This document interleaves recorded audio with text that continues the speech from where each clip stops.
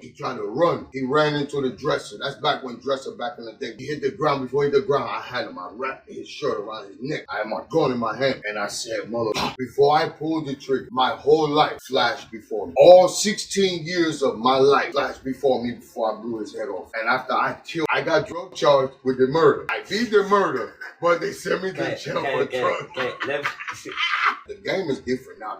The street is here. There's no money in the street. No Phenix, no Montega, no what the other shit, the Phenix. I like ecstasy. You remember what is the I remember the first time because the first time I go to jail. En la cabeza y lo. From New Jersey to Maryland, Virginia, North Carolina, Connecticut, Massachusetts. When I was in prison, 2018, my mother passed away and I'm in prison. I'm her only child. And I can't go visit. I can't even go see her at her death. Because I seen my mother raped when I was 4. They give me passion, provocation, self-defense. What I appreciate with my son is that I don't have to explain nothing much to him. He know already. Because he be like, Dad, if you can do it, I know you're going to do it. If you can't, no problem. For a long time, man, I had depression, anxiety. Mr. K. What up, man? What's up, my bro? Let me tell you, man, I'm from Newark, New Jersey. I'm grateful for that upbringing. I'm grateful for my family. Father? My father, he black. I know I met my father one time. That was a very different situation. My mother was a babysitter for his wife. How many years you got one? I don't know. It never was together. Oh, it's never together. He have my mother, they had me, and bam, that was never nothing. She wasn't supposed to even have with him because he was a grown man. My mother was 15. So he didn't want to be involved with me because he didn't have no right with my mother. That's why he waited till I'm 9 for him to talk to me. But he never came back after. He had other children, but he raised them, and I met them. But I never met him. When I was looking for my dad in 2003, my mother told me after I was searching for him, she was like, your father died in 1999. I said, how he died in 99? Why you don't tell me? She said, I didn't think it mattered because you raised yourself. You didn't need no man. So right now your father is dying. He been died in 99. 1999. It was 2003. It's in the time I lived. Yeah. It's you were just born. Yeah. See, that's what I'm saying. But listen, like, I didn't know he was dead. It was 2003. Yeah. I was looking for him. And my mother tell me, she said, yo, your father dead. I said, why you don't tell me? Because she said it didn't matter. Cuando él tenía 9 años fue que vio a su papá por primera vez y última vez. O sea, una primera vez en su vida, él vio a su padre. Jamás en la vida. Eso es para que ustedes vean que hay personas que tienen historias que contar mucho más crueles que las que uno está viviendo. Su papá se murió en el 1999. Él lo estaba buscando en el 2004. Y cuando él le preguntó a su mamá en el 2004 por su papá, entonces ella le dijo que él se murió en el 1999. Él le pregunta que por qué ella no le dijo. A lo que ella le respondió, yo pensé que a ti no te importaba porque tu papá lo buscó solamente una sola vez en la vida. La mamá prefirió tal vez evitar ese dolor como madre o tal vez creyó que en realidad no le importaba como hijo. So when your mother say your father is dead, and I'm like, why you don't tell me? He died in 99. Why you don't tell me? She said, I didn't think it mattered because he never took care of you anyway, so it didn't matter. I said, yeah, but I wanted to meet him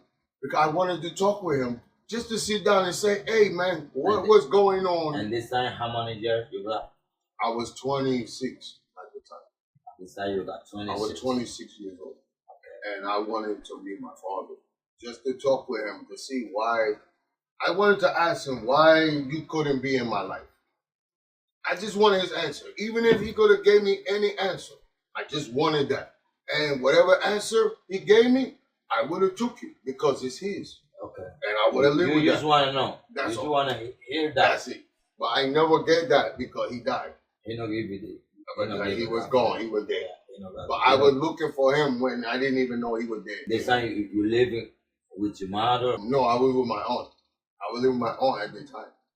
Like my aunt always had me. Like my mother was young when she had me, so she couldn't take care of me. My grandfather put my crib in my mother's room. He put my crib in my aunt's room. You know what I mean? Yeah. Because he knew my aunt more responsible than my mother. My mother was for the street. Right. She for the body. You know, she for the, like your hot girl, Megan's got it. She was that. So, my aunt was my mother. She nurtured me. And I always have my mother. I love my mother to death. Don't get me wrong. I love all the women in my family.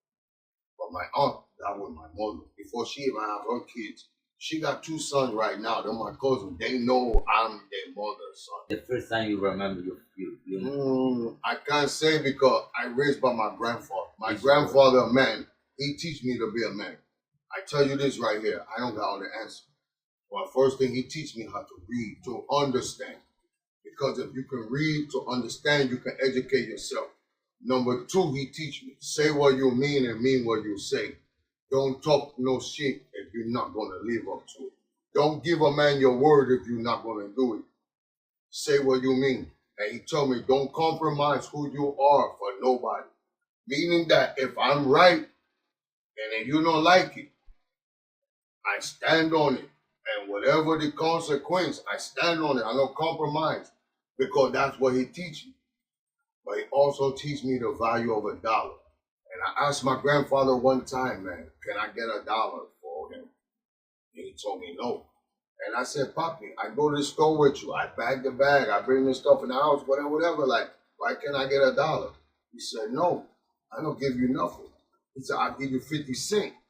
You'll get the jar, go to the gas station, put some gas, put in a lawnmower, and go cut Miss Davis' grass for $1. I said, I'm not going to cut grass for $1. He said, why not? I said, because I'll be working for it.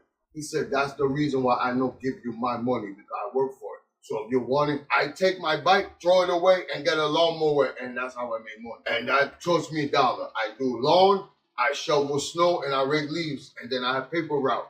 So growing up, I always make my own money. But when over time in life, when my grandfather passed away, I lose my leadership, but I still kept what he gave me. And I went to the street, and I took the same mentality to the street. I sell droga, and I don't give a fuck. You in my way, you gotta go. I gotta move the grow. You wanna sell drugs? Sell it.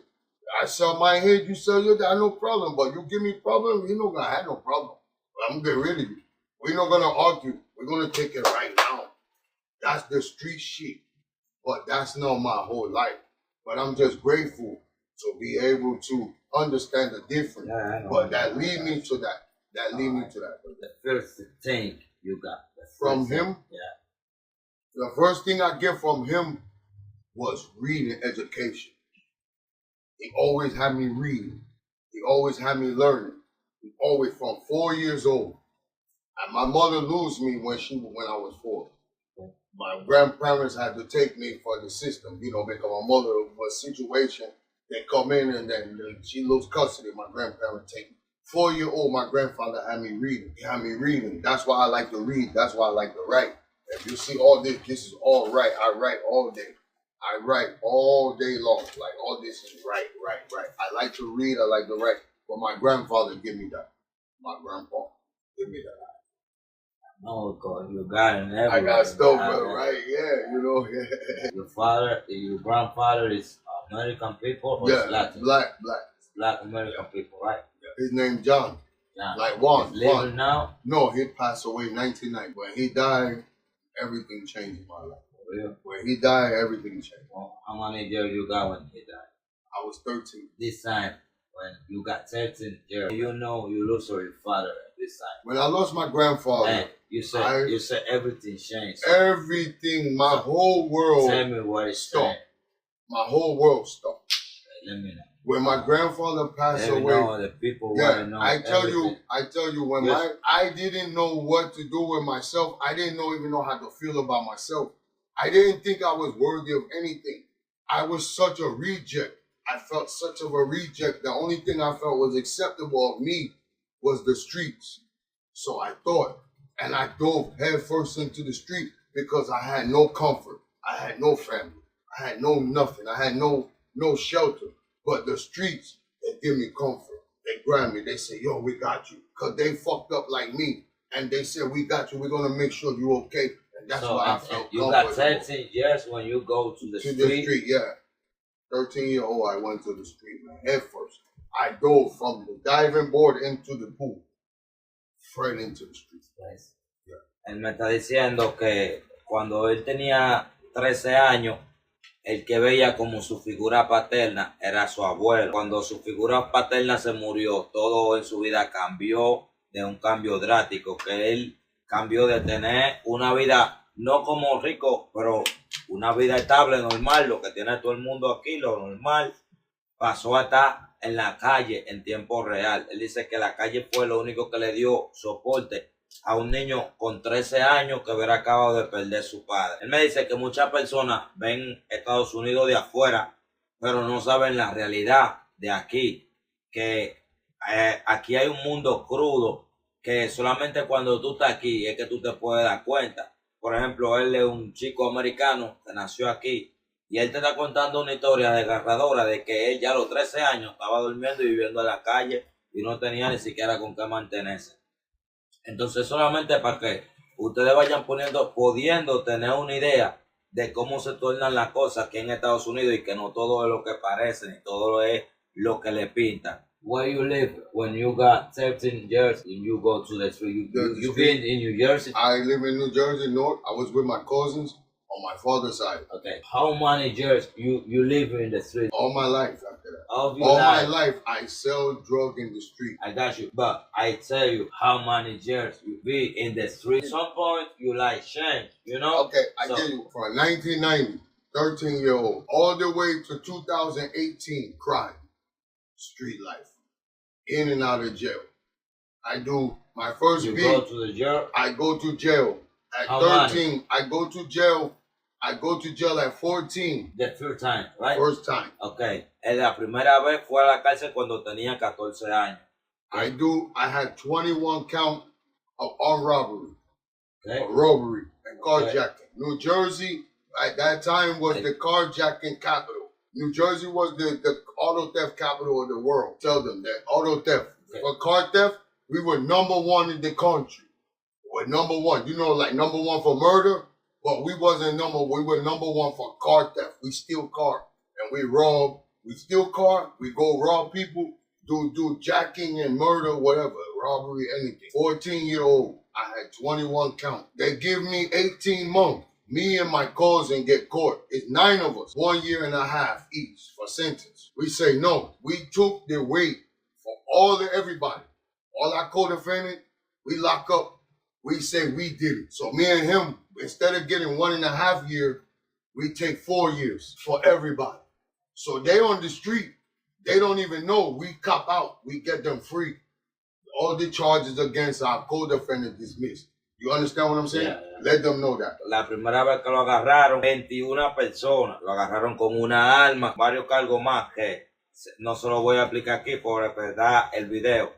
Pero él está diciendo que él y su primo se tomaron el cargo de todo, lo de toda la persona, todo lo que le ocuparon. Ellos se lo cargaron solamente for 2 people, you and your cousin, right? And we do él y su primo. And you got 4 years. 4 years. Instead of 18 months, they were giving us 1.5 for a cop out. But when we say no, we take everything. Ellos le iban a dar solamente a ellos 18 meses, le iban a dar solamente 18 meses. Los dos hicieron 4 años por ocupar todos los cargos de todas las personas. Yeah. Y todas las personas tuvieron suelta, aparte de ellos dos solamente.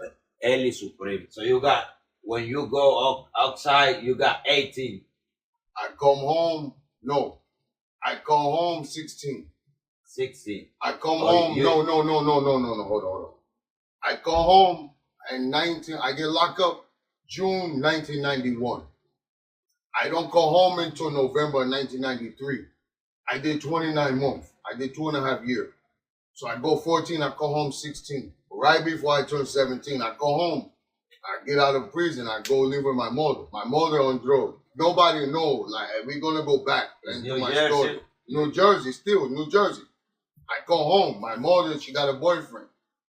And they're getting high. They're doing drugs, sniffing, whatever, they droga, whatever. Yeah. And he want to put his hand on my mother. Yeah. So I know, no. You don't like, look, that. You motherfucker, you crazy, nigga. Yeah. What the fuck you think this is? So I go home. My mother got a black eye. She look at me. She say, no, please don't do nothing to him. I said, bitch, ain't no telling you what you think. You don't make a decision on what I'm gonna kill this nigga. I don't give a fuck you cry for him. Yeah, I know. And he going. Because when I was 4 years old, that's why my grandparents had me at 4. Because I see my mother raped when I was 4. I see my mother raped when I was 4. So that's why they take me. That's why I want my grandparents. So you think that a man put his hand on my mother and I see my mother raped? You think I'm going to let him put his hand on my mother and I don't do nothing? For real. That's why. So that night, I stay in my room. My mother, she get to work in the morning. I'm in my room. I cleaning my gun. I got 2 guns, 238 special, revolver. I put the bullet in that shit. No automatic. I clean the motherfucker all day. I said that because I know I'm going to spend the rest of my life in prison. Because I'm going to kill these niggas because nobody put it on my mother. I see my mother raped. My mother come home from work. I'm still in my room. I'm up all night. I'm geeked. I'm cleaning my gun. She get home. She doing dishes. This guy come. Argue with her. I'm happy he did. I'm like, yes, come on, God. He argue with her. He try to put a hand on my mother. I come out my room. He look at me. You think he saw a ghost. He tried to run. He ran into the dresser. That's back when dresser back in the day was big. He hit the ground. Before he hit the ground, I had him. I wrapped his shirt around his neck. I had my gun in my hand. And I said, motherfucker. Before I pulled the trigger, my whole life flashed before me. All 16 years of my life flashed before me before I blew his head off. And after I killed him, in my ear, my mother screaming, top of her lung. Only thing I can hear in my heartbeat. I get my stuff on my stuff pack. I had $25,000. Go to my aunt's house, she get me in a hotel. I pay for my lawyer. I go back to the streets. I never went to jail. But you know you were alive right now. No, I do the time for that already. I went to trial. Really? I beat the trial. I was acquitted because I seen my mother raped when I was 4. They give me passion, provocation, self-defense because they say trauma. So that's why I don't go to jail for murder, but they send me to jail for drugs. I got drug charged with the murder. I beat the murder, but they sent me to jail for drugs. La razón por la que él vivía con su abuelo fue que cuando él tenía 4 años, él encontró a alguien haciendo lo indebido con su mamá. You're giving the whole story about my mother. Yeah. Okay, entonces él se salió de esa casa, se fue para donde su abuelo por eso. Cuando él cayó preso con 14 años, él salió de la cárcel y encontró a su mamá llorando cuando él salió porque su esposo le hubiera dado una paliza. Y él le dijo como, óyeme, tú te puedes callar la boca, a mí no me importa lo que tú tengas que decir, yo voy a hacer lo que yo quiera. Ya tú no tienes decisión, ya yo vi lo que está pasando, tú no tienes decisión. Eso es lo que él me dijo. Entonces él se metió para su cuarto. Él dice que el tipo no venía por muchos días. Y él todos los días se paraba limpiando 2 armas que tenía en su cuarto. Se pasaron unos cuantos días. Él escuchó cuando el chico llegó y abrió la puerta. Le dijo, sí, se sintió contento cuando el chico llegó. Cuando el tipo estaba adentro, le salió con la vaina en la mano. Ya ustedes se pueden imaginar lo que pasó. En la cabeza ya ustedes saben lo que pasó. Sí. Pasó. Como nosotros estamos en live, ahora mismo hay muchas personas que están viendo y eso puede traer repercusión. Pero él me respondió, eso no, ya yo hice tiempo por eso. Él tenía una frustración porque la hubiera encontrado follando. Después la encontró dándole golpe y él tenía un trauma. Eso le ayudó en el caso a no hacer cárcel. El chiste de esto fue que nosotros estábamos cerrando en risa porque él dijo, no hice cárcel por matar una persona, sin embargo me agarraron con droga, caí preso. When you kill somebody for free time, right? How you feel? What is your take? What is your mind? My thinking in the beginning was that's what I wanted to do. Like that's what he deserved. Like there's no coming back. There's nothing, nobody, God can't stop this. He's gonna die. Period. So I felt vindicated in doing it. And even after it, I felt vindicated. And I paid the price for it. I said, okay, I got a lawyer. I paid him $25,000. 16 years old. I'm not even 17 yet. I pay him. I got on bail. I'm not on bail. I get locked up. They can't fingerprint me as a juvenile. And so my lawyer come to the precinct and get me out. Because they fingerprint me, then they know I got the murder. But they can't fingerprint me until they get me to the youth. But until I don't make it to the youth, then they'll fingerprint me. That's why I always escape. For a whole year, I was on the run for that murder. A whole year because my lawyer, I paid my lawyer, and I stand on my business. I struggled. At 17 years old, I had a BMW paid for. I had 2 apartments. My mother put me out of her house at 13. Well, I was in the street 13, homeless. I had 2 apartments. At 16 years old, 17, I have a BMW paid for. I selling drug out for real. I don't care about nothing. You come, you got a problem, we're gonna have a problem. We don't talk about what the problem? But bang, that's it. Okay. How many you got when you got your son? 31. Tell everyone. I was 31 years old when I had my son. I didn't know have a son early. I know have kid early. I don't want to have kid until I was married, but I was with his mother. We were together for 10 years. Okay. So that's why. You in Jersey in this time, right? This was in Connecticut. Okay, you in Connecticut. I went from Jersey, New York, Connecticut, right? To Connecticut. I started selling drugs in Connecticut too.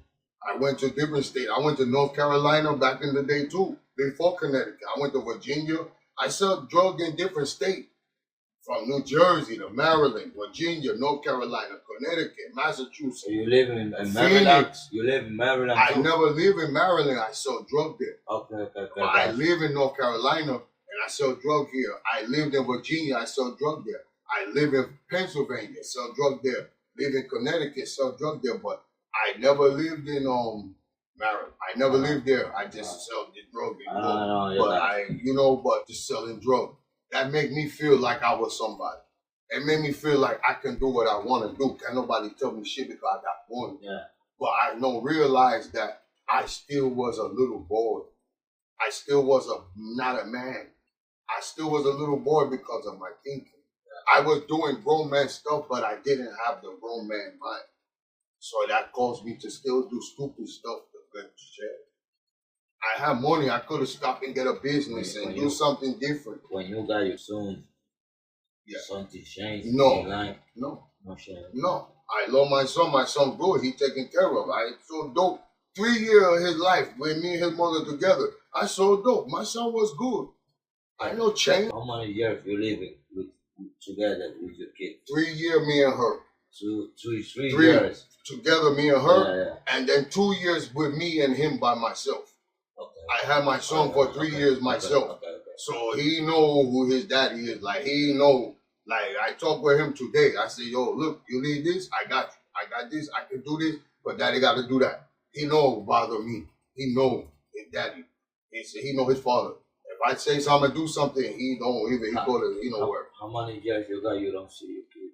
Well, I see my son last year for his birthday. We went to Miami. But we went to Orlando. I show you the picture of the video. You know what I mean? Yeah, no, man. We talk all the time, man. He called me more than anything. In person. In person last year. He in Pennsylvania, I'm in North Carolina. So the timing and everything with the working and the scheduling, no, I haven't seen him. But our communication is there. Like, you know what I mean? He called me, I call him, whatever. But yeah, my son, he don't, like, what I appreciate with my son is that I don't have to explain nothing much to him. He know already. Because he be like, Dad, if you can do it, I know you're going to do it. If you can't, no problem. Because he not mad. He know that because he see me work with just us together. He know if I'm going to work, he know Daddy taking care of business. So if I say, yo, I can't do it right now, well, I can do it next month. But when I want something from him, he give it to me. No, I need you to be good in school. Give me your grades. Do this. I don't want no phone call from your teacher. He do what he got to do, then I got to do what I got to do. But he do what he's supposed to do. He don't listen to nobody but me. I don't know why. He lived with his mother, but his mother talked to him, whatever. But some reason when I talk to him, he's okay, Dad. And I appreciate that because he couldn't tell me, no, you're not there for me. I don't got to listen to you. You know what I mean? But that respect is something that you can't pay for. When you got the respect of your children, you want to keep that. When you lose the respect of your children, you don't have nothing. Because if your children don't respect you, then how can somebody else? You said me, You said droga, right? Droga, yeah. Too much, yeah. The more money you see on your life for drug. 300,000. 300,000. Mine. No everything right there. No real. Don't gotta buy this. 300 my money and my sleep. I don't have to touch. I can go to sleep and I don't have to. How many years you got this time? I don't know, bro, because if I come home, I do a lot of time in prison. I do 29 months. I come home and then I go do another 29 months. And then I come home for a year. Then I do 4.5. And then I go back and do 4.5 again in Connecticut. It's because you got 3,000 100. No. It's because you don't got time for spend money. Yeah. I know what you're saying. But no, listen. I could go home, right? Just say I do 4 years in prison or do 3 years in prison. I come home, bam. First day, I'm going to Connect. I'm going to see Plata. You know, I'm going to see the plug. Get the shit. First day, I'm back. Getting the plane going. First day home. I ain't no even go eat breakfast. I going to get drug and I'm selling drug. First day home from prison. 4 years. So in 6 weeks, I can have 50,000. Give me another month, I have 150,000. If I got one spot and I'm moving and I'm working right, I got 150,000.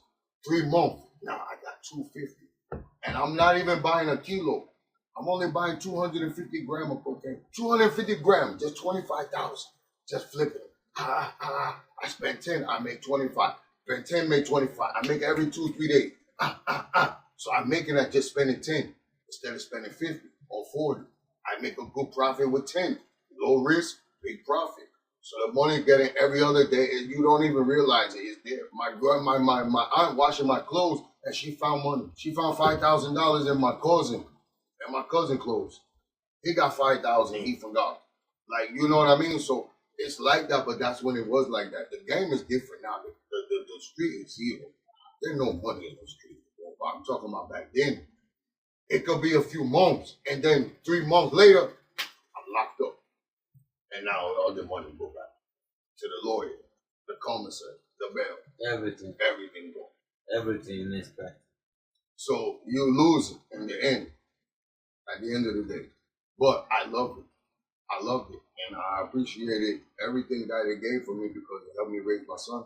But it didn't do nothing for me as a man because I was still operating as a little boy. Yo le pregunté cuánto es lo máximo que él ha hecho de dinero, cuánto es lo máximo que él vio en la calle vendiendo sustancias ilícitas. Y él me dice que él lo más que vio fueron $300,000 juntos de él, no de otra persona, no algo que tenía que comprar, no algo que era de la venta. Él dice que él vio de su ojo $300,000 de ganancia, por decirlo así, para que me entiendan mejor, la parte de todo lo del negocio. En un mes, 50,000. En 2 meses hacía hasta 150,000. 3 meses, 250 hasta 300,000.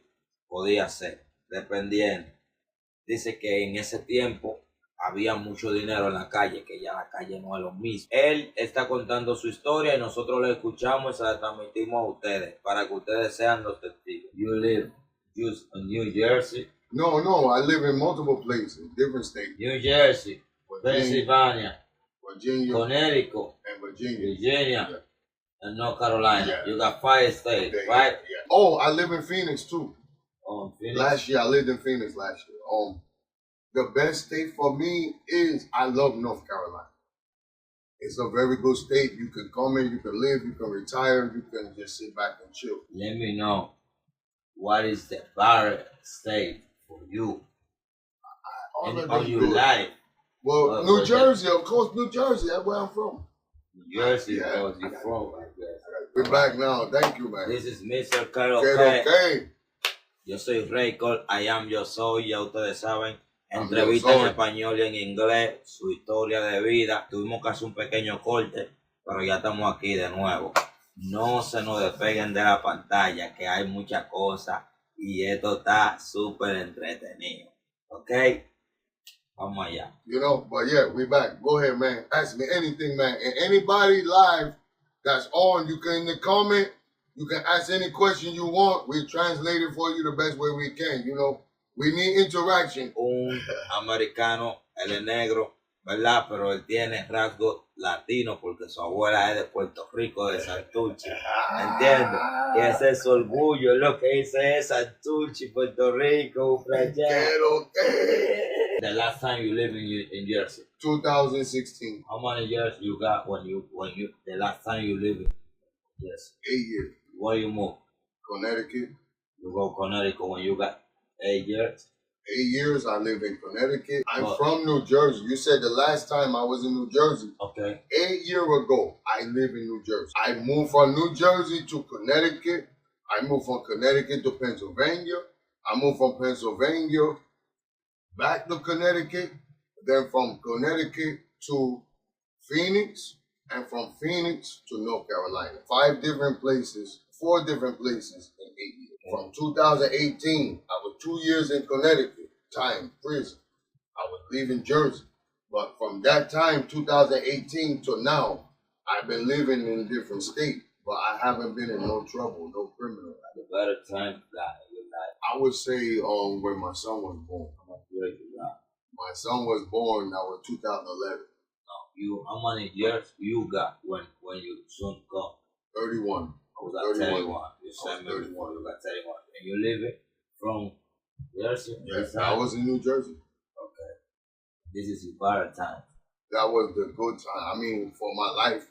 I mean, I had a lot of good time, but that for me personally as a man, that was a very good time because I get to see my son. That was a very good time. And during the time when he was first born, it was like a dream. It was just like everything was just so like, because this is the first time I had a child.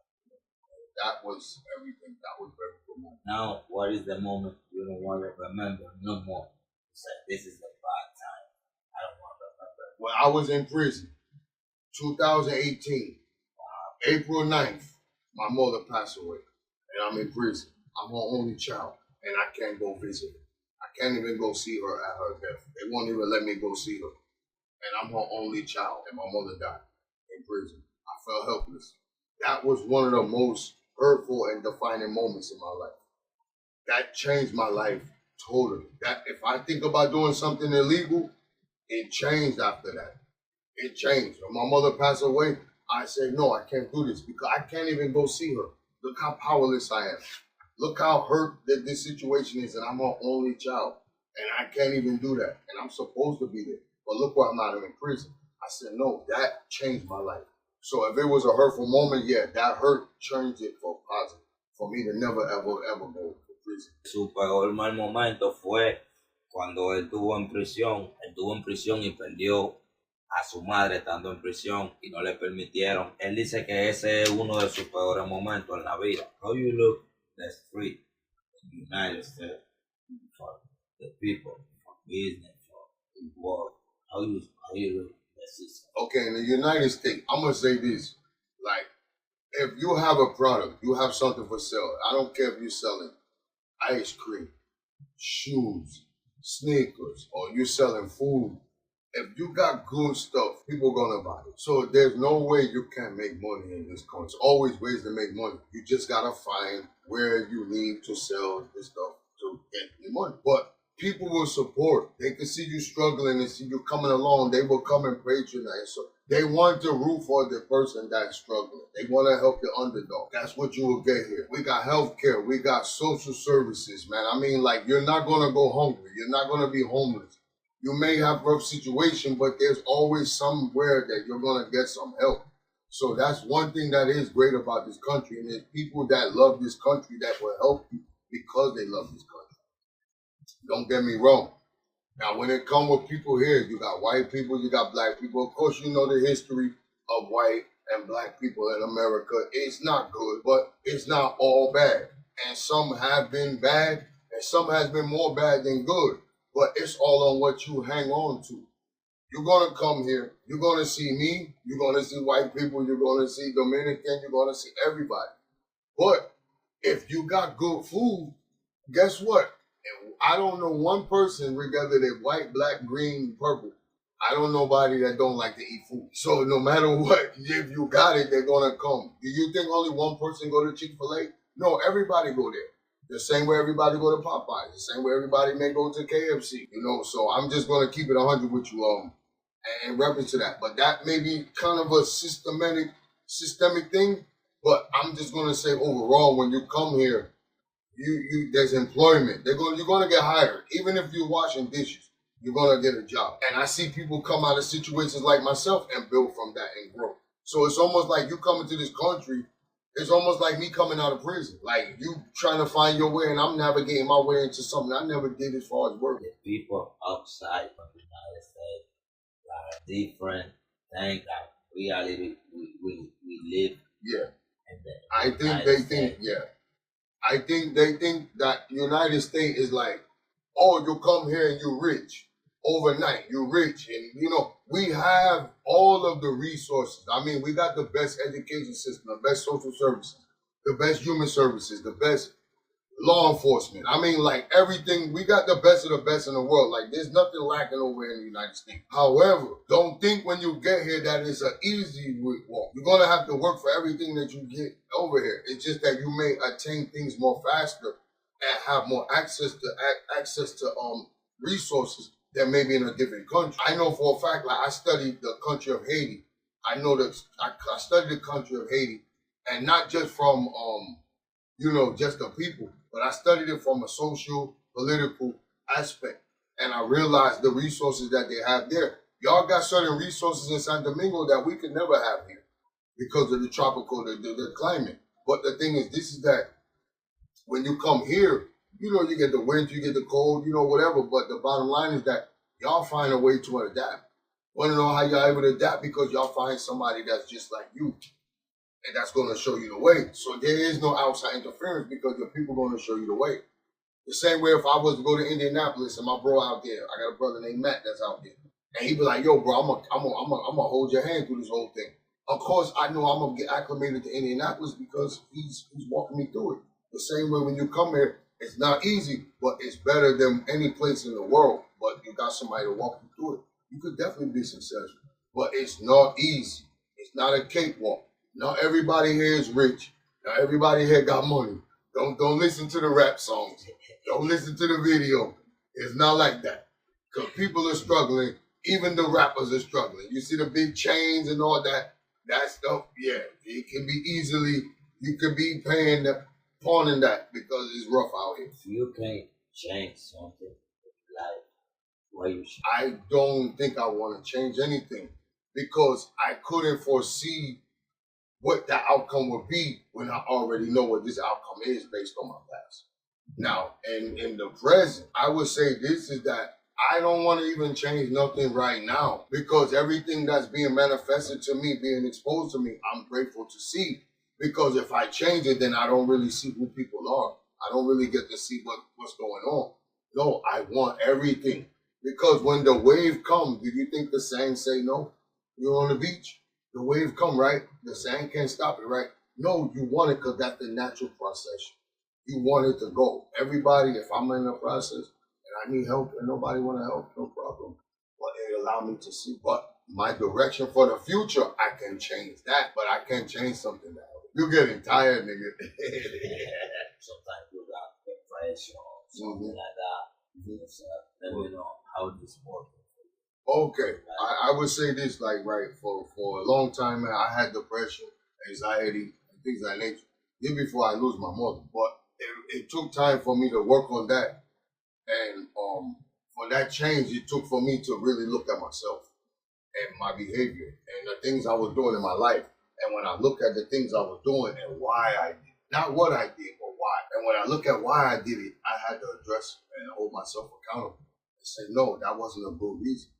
Then you need to change that reason why you did it. So I had to dig deep within myself and realize why I was doing the things I did because I had low self-esteem. I had low sense of self-worth, insecurity. So I did things to cover up a lot of stuff in which that I didn't even have to cover up if I would have dealt with it. But it took for me to get older for me to realize that I had. And when I finally dealt with them, I got more closer to myself. And that's what really changed my life. Because I was honest with myself and I didn't have to hide behind money or cars or anything like that or status, just in order for me to feel like I'm somebody. But when I started dealing with those, that's when I really got to the core of who I am. Because when you take an onion and you peel it, the more you peel the onion, the more it stinks. You remember what is the favorite drug? First drug? Yeah. No, I was like 13. I smoked weed. You remember what is the I first remember time the you- first you time know? because the first time I go to jail. The first time me and my brother, we get drunk. We go to the school and we start fighting. We were drunk. We drank my mother. We drank my grandmother. My grandmother was sick and she used to drink Bacardi Dark, Puerto Rican rum. So we took the liquor from her out her house downstairs into my mother's apartment. We got the bottle. Or something like that. Huh? You got a party or something No, like that? no. We were just in the house. Me and two of my friends, we got drunk. We drank the whole bottle. Okay. We go outside. We go to the school. Because we didn't go to school that day. We go to school and we start fighting. Yeah. I said, but the first time I drink, I go to the jail. first time you drink. I go to jail. I went to I jail. think it's the first time you No, smoke. smoking. Yeah. No, I've been smoking. I've no jail. But the first time we drink, we got drunk. We were drunk. Yeah, we fucked up. In the high school. We were drunk. We go to the school. I don't know why we go to the school. What we doing? But we go there. We don't even know who we fighting. But we fighting. And only people go to jail is me and my friends. We the only stupid motherfuckers get locked up. The first time you smoke weed. How this happened? My cousin had some weed, a little blunt, little something, bang, bang. And I'm like, yo, come on. What is ba-ba-ba? Bam, bam, bam, meaning he had some weed. No, ba-ba-ba. My cousin had some weed. He have a Philly blunt. That's back when Philly blunt was the blunt. The Philly and Whiteout. That's it. You know. But anyway, and Optimal. But anyway, but my cousin have a blunt. And he breaking it up. And he like, yo, we about to smoke some weed. I said, okay. Well, we about to smoke some weed. And then that's when I smoked some. You know what I mean? But it wasn't like it was something like, you know, it was like, we about to smoke some reefer. Fuck it. You know, it never been nothing like anything extra because I always been exposed to weed. My mother smoked weed. Like, my uncle, my aunt, everybody, like, weed is like, me smoking a blunt is not going to be like, oh, he's smoking weed. It's nothing. Everybody smoke weed. It wasn't nothing major. I'm saying the first time I smoked, I was high, I was feeling good, and I was hungry. You know what I'm saying? So, and I was doing stupid shit. You know, laughing at everything, looking at everything. You can hear everything. You know what I mean? No perico, no mantega, no what the other shit, the fentanyl, no fentanyl. But I like ecstasy. Growing up, taking ecstasy pill. Pop, you be all light, fluffy, you know, in the club, you dance and drink, smoke all day. Ecstasy, and I popped Molly before too, and I was sweating. And pop Molly, I'm sweating. Okay, what is the Molly, first time you use ecstasy? Yeah. Oh my God! First time I take ecstasy, it made me feel like I was light. What are you doing? At that time, first time I had ecstasy. First time I had ecstasy, I was 27. I was doing bail bonding at the time. I was in New Jersey. I was doing bail. I wasn't even hustling in the streets. I was doing bail bonding at the time. And no matter how much you drink, it don't matter. You don't feel it because the ecstasy, you could drink all night, you could smoke all night, but it dehydrates you. But that, the first time, I'm telling you, I never experienced nothing like that in my life. It made me feel like tingly. It made you feel tingly and warm. Like, first of all, it's going to give you the warmness. When you take a Papa E, if you know, you may drink something hot after it, but it's going to give you a sense of warmness. You're going to feel a tingle all through your body. What are you thinking about for Phenix? What are you thinking about for the people? Oh, man, that's dangerous, bro. That's a dangerous. I seen people lose their whole, I seen people life changing a day off it. When I lived in Phenix, they got the thing, the blue pills, they call them blues, but they fake Percocets, but they actually fentanyl and a Percocet, you know, and a package is Percocet. But they smoke them shits on fucking aluminum foil, man. That shit smell like death. The only thing, it's worse than crack. The only thing is that, matter of fact, it is worse than crack, truthfully. It is worse than crack. It's just that crack is done. Crack only had a 20-year run, a 30-year run in our society. It came out in the 80s. and it's dead now. It had a longer run, and there's no history there's no generation in the history of this world that ever experienced the crack epidemic. Wow. There's no generation in history of this world that ever experienced that. We done had measles, we done had chicken pox. Now, fentanyl is nothing but a byproduct of the pharmaceutical industry because all they doing is basically supplying a need for pain. A lot of people I know that did fentanyl, that's hooked on fentanyl, they were on pain pills first. They were homeowners. They were actual contractors. They were actual tradesmen. But they ended up on some type of drug that they ended up on fentanyl. He believes that fentanyl can mark a change for the youth. Yeah, it could change their life. They're not going to be living if they use it.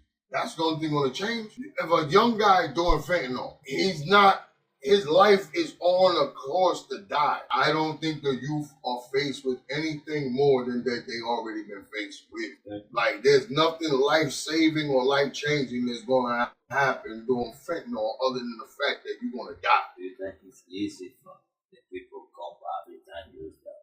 I think that anybody that has a will to not want to use drugs can survive anything and get away from it and not use it. If you have that will to do it. Like, there's no certain rule or no cookie cutter. My thing is that. It's out there. The same way trees grow. That don't mean you gotta climb every tree. That don't mean you gotta take every offer. But if you fuck with fentanyl, I don't recommend no kid do no drug. But if you fucking with fentanyl, I hope you got insurance. I hope you got life insurance. I hope your people can bury you. Because you're going to take yourself and everything that's with you going with you. Because you're going to end up with nothing fucking with fentanyl. You see or you know somebody use that and get their life together. Damn, you say, oh, this time it's going down. They done with clean, get their life together. Yeah. Yeah, I mean, I know a number of people who, I don't know nobody who did fentanyl and got clean. Because this is new. I don't know nobody that do fentanyl. I mean, I've seen people, but I don't know them like, they don't like it. They do that. But I've seen people do heroin. I've seen people do crack. I've seen people do cocaine. I've seen people get high, and I'm talking about so high on the street, they walking on their eyebrows. But I've seen them change their life, become business owners, get property, own house, take care of their kids, and do good for the community. I've seen people change their life. I've seen people do a lot of wrong things, but they make something different with their life that is good. But I haven't seen nobody do good with fentanyl because it's still new. And I don't know nobody. People my age don't do fentanyl. People my age is 50, 49, they don't got time for that. They're going to do either crack, what they've been doing, they're going to either keep smoking their crack, either sniffing their coke, or either getting their weed or drinking their liquor. Most people my age is not trying to do new drugs. America is open for business. America is for sale, actually. If you got enough money, you can buy whatever you want here. If you got enough brains, you can make anything happen. If you got enough heart, you can live. And if you got enough drive, you can survive. Overall. And I just want to say that anybody coming here, it's not as easy. And everybody here is not what they tell you we are, man. They say black people, we bad, we the worst, whatever. Nah, we really not. Don't listen to them people, man. But the bottom line is that. When you get here, man, you get to get around everybody, man. Get to see who everybody is and what's right, man. You know what I mean? For the most part. Because at the end of the day, man, we all here for each other, man. We just trying to make everything work in the best way possible. Thank you, man. Everybody watching right now, this is no stage, this no makeup. My brother, he encouraged me to do this. He not gonna let me